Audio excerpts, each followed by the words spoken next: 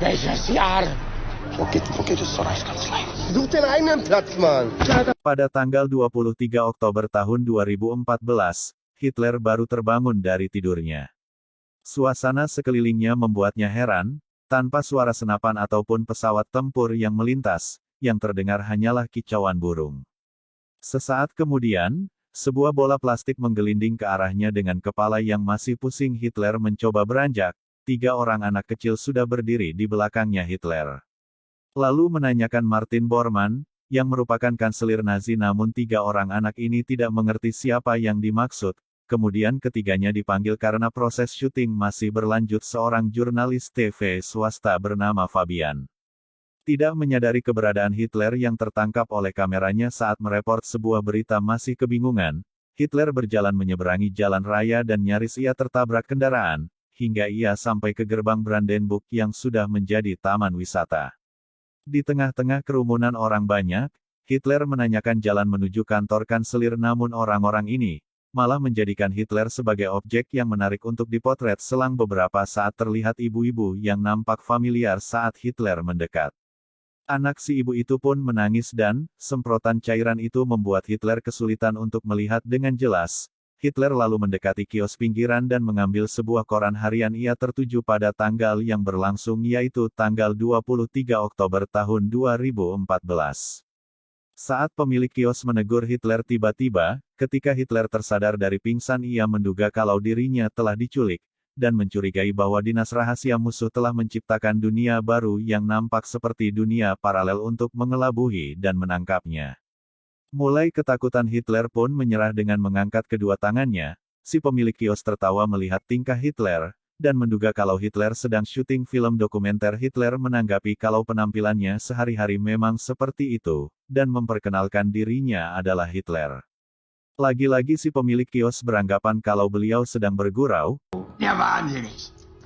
BW3, Adolf Hitler mulai menggali informasi melalui setiap koran yang dibacanya. Pada sebuah koran yang menampilkan dirinya, ia mengetahui kalau orang-orang mengira dirinya telah lama mati sehingga banyak bermunculan tokoh satu yang memperagakan kepribadiannya. Kekecewaan pun muncul dalam dirinya setelah ia mengetahui kalau Jerman telah dipimpin oleh seorang wanita canggung dan pergantian nama negara yang ia perjuangkan menjadi Republik Federal. Sementara itu, sebuah perusahaan TV swasta sedang mengadakan rapat pemilihan direktur baru yang jatuh kepada seorang wanita bernama Bellini, di mana itu membuat Christoph, yang sudah bertahun-tahun menjabat sebagai wakil direktur, merasa tak dipercayai untuk menjadi direktur. Ia kemudian menemui Fabian dan memberikan surat pemecatan dengan alasan untuk menghemat pengeluaran. Fabian berusaha menawarkan materi barunya yang berpotensi akan menjadi berita utama, yaitu harapan anak-anak Yahudi untuk meningkatkan skill bola mereka sementara ayah mereka pecandu alkohol. Sayangnya pemecatan tetap dilakukan. Fabian nampak bersedih dengan terus memandangi video yang terakhir direkamnya. Tiba-tiba, pandangan ibunya tertuju pada sosok dalam video yang terlihat seperti Hitler. Penasaran, Fabian pun berencana untuk mencari Hitler di pusat kota Berlin. Kembali ke kios pinggiran, si pemilik kios menyuruh Hitler untuk mengeluarkan sebuah rak, diiringi dengan keluhan. Kemarin aku menggerakkan batalion ke-12, sekarang aku memindahkan rak koran. Si pemilik kios mulai mencium bau aneh yang ternyata bersumber dari seragamnya Hitler. Hitler diminta untuk membawa pakaiannya ke jasa pencucian. Di tempat pertama, si tukang cuci menolak lantaran pakaian Hitler yang sudah overbau. Untungnya di tempat lain ada yang mau mencuci pakaian Hitler dan meminjamkan pakaian mereka kepadanya. Saat Hitler kembali, si pemilik kios bersemangat menyambut kedatangannya dan memberitahu kalau Fabian telah mencarinya kemana-mana. Fabian lalu memperkenalkan diri dan sedikit meniru cara Hitler berbicara. Hitler lalu melanjutkan dengan membahas persekutuan antara Polandia dan Rumania untuk mengalahkan Jerman, namun keduanya malah beranggapan bahwa Hitler pandai berakting. Fabian kemudian berjanji akan membuatnya tenar selama berperan sebagai Hitler. Setelah itu, Fabian bercerita kepada ibunya terkait pertemuannya dengan sosok yang benar-benar mirip dengan Hitler. Ia juga meminjam mobil ibunya untuk dipakai selama seminggu. Melihat mobil yang digunakan Fabian, Hitler sempat khawatir karena sepertinya mobil tersebut tidak layak dibawa ke medan tempur selama bersama Hitler. Fabian mulai merekam video dokumentasi terkait keberadaan Hitler dan menunjukkan media TV untuk menayangkannya. Kecanggihan teknologi TV membuat Hitler takjub. Ia kemudian berinisiatif untuk menjadikan TV sebagai media propaganda berlanjut, di mana Hitler mulai melakukan eksperimen sosial dengan lontaran pertanyaan-pertanyaan terkait politik, demokrasi, dan sistem pemerintahan yang diterapkan di Jerman. Eksperimen tersebut bukan hanya ditujukan kepada orang awam, namun juga kalangan ningrat. Seusai itu mereka mendatangi peternakan anjing. Saat Fabian mewawancarai pemilik peternakan, Hitler malah dibuat sibuk oleh serangan anjing kecil dan di kondisi berbeda ketika Fabian menghubungi Christoph, bahwa ia sedang membuat film dan meminta bantuan sokongan dana. Akan tetapi Christoph malah mematikan ponselnya, sementara Hitler kembali berulah, yaitu memecahkan kaca mobil ibunya. Fabian semakin pusing. Fabian sedikit kesal karena mereka tidak mempunyai uang lagi. Hitler pun memutuskan untuk membuka jasa pelukis. Setiap orang yang dilukis Hitler hanya tertawa terbahak-bahak.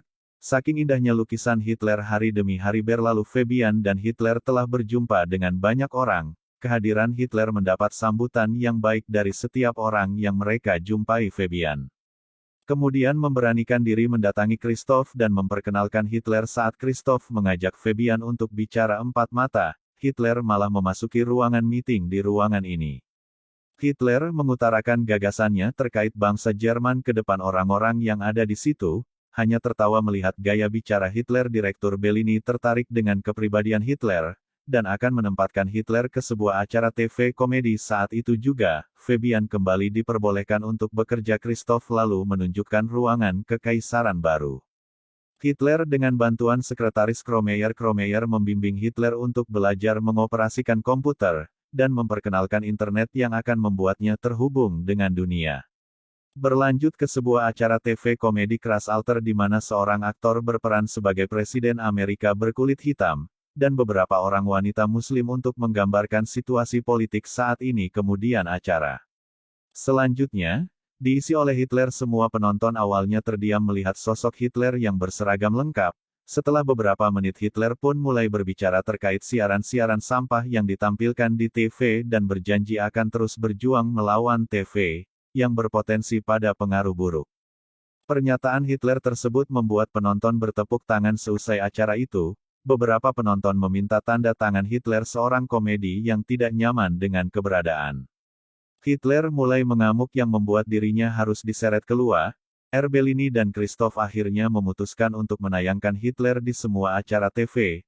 Bahkan beberapa YouTuber pun mempublis keberadaan Hitler yang membuatnya semakin terkenal. Popularitasnya itu dijadikan sebagai kesempatan emas untuk mengubah sistem pemerintahan di Jerman. Ia kemudian mendatangi Ketua Umum Partai Nasional Demokrat dan menanyakan terkait mobilitas produk, dan warga Polandia di Jerman tidak mendapat jawaban yang memuaskan. Hitler pun meluapkan amarahnya. Sementara itu, Direktur Bellini didatangi oleh jaksa dan polisi yang menyampaikan keluhan dari beberapa pihak atas pertanyaan-pertanyaan Hitler yang mengandung ujaran kebencian.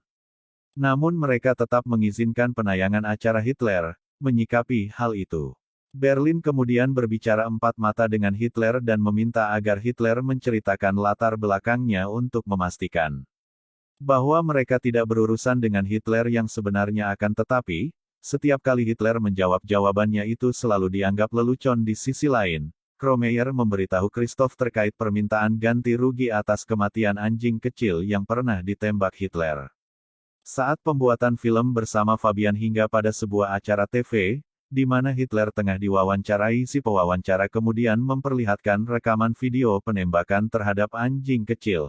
Kemunculan video tersebut dilatar belakangi oleh Christoph yang bermaksud untuk menggeser Bellini dari jabatannya, dan Bellini pun dipecat dari jabatannya kemudian digantikan oleh Christoph. Sedangkan Hitler dan Fabian kembali ke rumah ibunya. Fabian di sini Hitler menulis sebuah buku terkait awal mula terjebaknya ia di tahun 2014.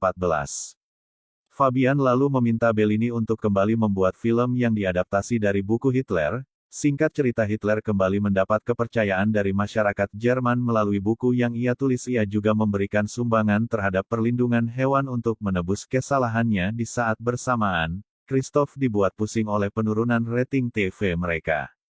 Kemudian seorang staf mengajukan agar sebaiknya mengambil alih pembuatan film baru Hitler yang diadaptasi dari kisah Hitler sendiri tanpa menunda, Christoph akhirnya mendatangi lokasi syuting yang dimaksud. Ia mendekati seorang pria yang diduganya itu Fabian dan ternyata itu orang lain yang memakai topeng silikon saat syuting berlangsung. Christoph lalu bernegosiasi dengan Fabian untuk menayangkan film yang sedang mereka buat, dengan bayaran yang cukup menggiurkan.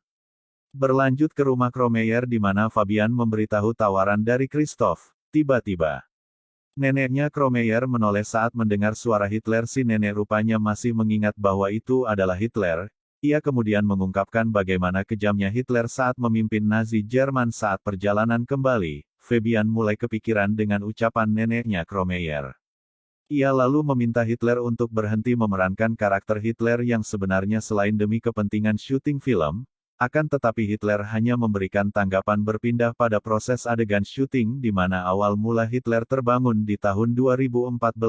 Pria yang berperan sebagai Fabian kemudian bertanya, apa yang sebelumnya terjadi sehingga Hitler terbangun di tempat itu. Hitler sendiri juga merasa bingung. Ia lalu meninggalkan lokasi syuting, dan dihadang oleh dua orang preman yang kemudian menghajarnya. Hitler babak belur dan dirawat di rumah sakit. Bellini memberitahu bahwa pelakunya adalah preman Nazi amatir sementara Fabian kembali mengamati video awal mula munculnya Hitler. Ia menemukan gumpalan asap tepat di mana Hitler terbangun. Penasaran ia pun mendatangi tempat itu dan ternyata tempat itu adalah lokasi sejarah bunker Nazi. Bergegas ia pergi ke rumah sakit untuk mencari Hitler. Namun, Hitler sudah dipulangkan. Fabian pun mengatakan kepada Bellini memberitahu kalau pria yang mereka duga hanya memerankan karakter Hitler ternyata dia Hitler yang sebenarnya. Fabian terus mencari Hitler dan ketika ketemu seketika pistolnya mengarah kepada Hitler, disertai ucapan, "Kau membodohi orang-orang dengan propagandamu." Hitler pun menjawab bahwa rakyat tidak tertipu oleh propaganda, melainkan secara sadar memilihnya sebagai pemimpin. Tidak peduli dengan itu, Fabian pun menembaknya. Hitler terjatuh dari atas gedung. Anehnya, saat Fabian melihat ke bawah tiba-tiba Hitler sudah berdiri di belakangnya sembari berkata, "Kau tidak bisa menyingkirkanku. Aku adalah bagian dari kalian semua di scene ini. Saya tertipu." Ternyata ini adalah proses syuting yang berlangsung setelah mengakhiri syuting film terbarunya. Hitler bersama rekan-rekan mengenang jasa-jasa Fabian yang baru saja meninggal, yang di dalam film tidak diketahui bagaimana Fabian meninggal.